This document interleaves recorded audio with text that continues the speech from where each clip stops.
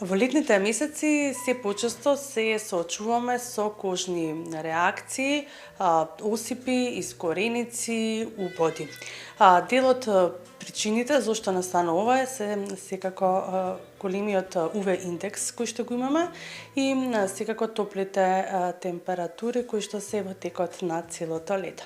Во овие топли и жешки денови во продолжение ќе разговараме со доктор специјалист дерматовенеролог Горица Дачевска, од која ќе добиеме одговори на тоа како да ја заштитиме кожата во овие летни денови. Докторка, ќе ви посакам добро и убаво утро. Кои се најчестите кожни проблеми или кожни болести кои што се појавуваат во текот на летото и од кои што пациентите доаѓаат кај вас и бараат секако одговори и помош? Така, благодарам на поканата, благодарам на прашањето, поздрав до сите на ваши гледачи.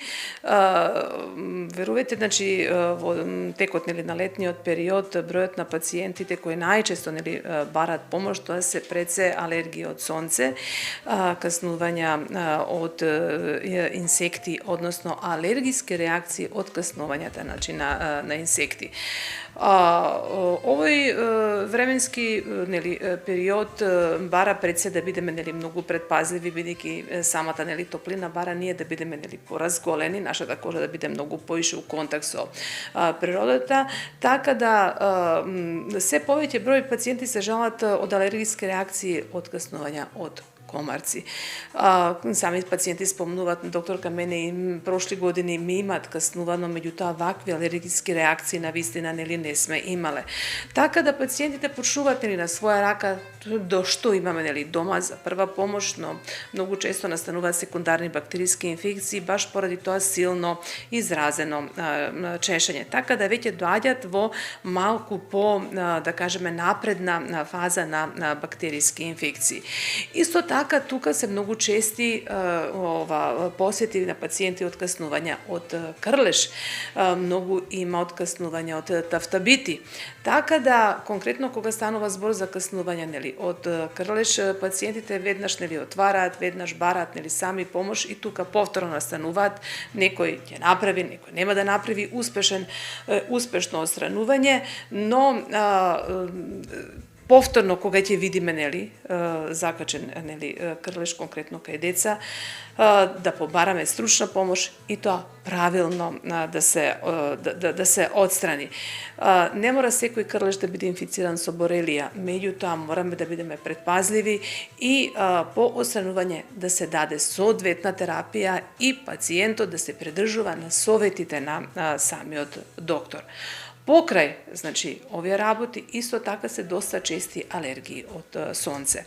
Пациенти што веќе го почувствувале, да кажеме, таа мака од алергија од сонце, имаат искуство, но пациентите кои првпат се сретнуваат, се доста загрижени и уплашени, повторно треба да се јават на преглед, да се даде соодветна терапија. Но исто така, многу е битно да се каже дека во овој временски период ни се јавуваат и пациенти доста со херпес зостер. Може би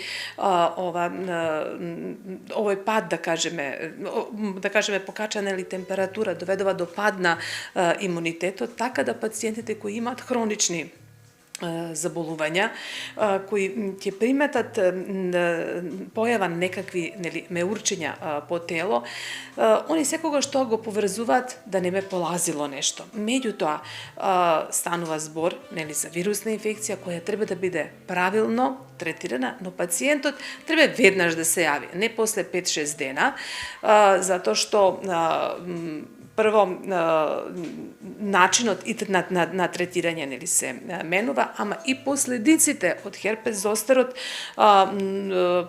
се, да кажеме, многу поголеми.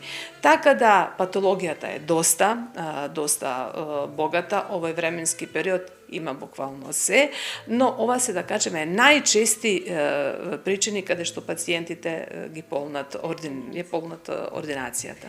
Да, како можеме да се заштитиме или да превенираме, можеби да не настане алергија од сонце или да се заштитиме од инсектите? Од инсектите постојат разноразни средства средства кои се нанесуваат пред, но и тука треба да бидеме внимателни затоа што и они даваат алергиски реакции. Значи прво треба да видиме рокот на самото средство, да видиме состав. Конкретно кај дечињата, најмалите дечиња, треба да бидеме внимателни, значи не она ние што користиме на нив да им аплицираме, да нанесуваат, значи тие средства да бидат компатибилни со возраста. Дали станува за бебенце, дали станува за дете или да кажеме повозрасна особа. Значи прво да се проба, да се види да не случајно има алергиска реакција, па после да нанесуваме.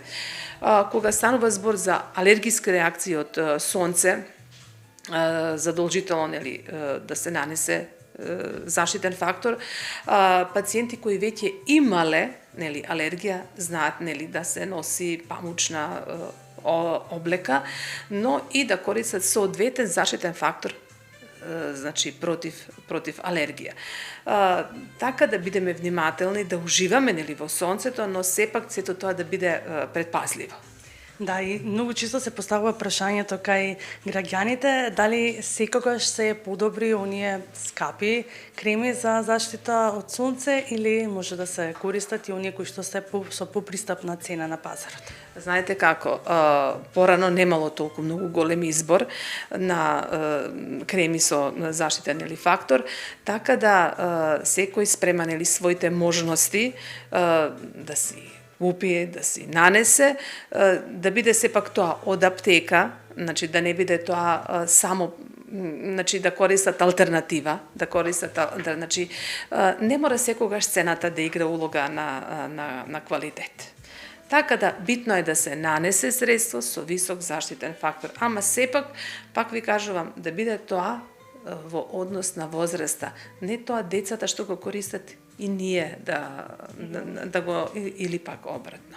Да, и кој е вашиот совет кој што им го давате на пациентите, и на граѓаните, на гледачите, како да се заштитиме од сите кожни болести во текот на летото? Видете, летниот период е убав период, каде што ние уживаме, но сепак е топло.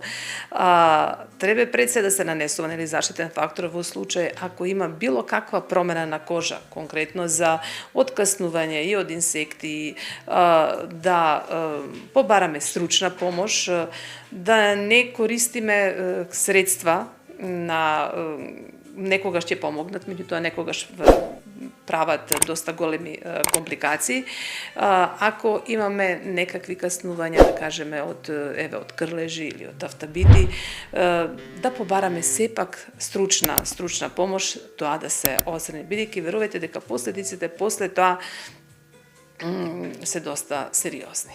Јас ви благодарам за одвоеното време и покрај тоа што вашата ординација е преполна моментално со пациенти, сепак одвоивте дел од вашето време за да ги споделите сите овие важни информации и совети за гледачите на Алфа телевизија. Благодарам многу, поздрав до вас и уште еднаш благодарам.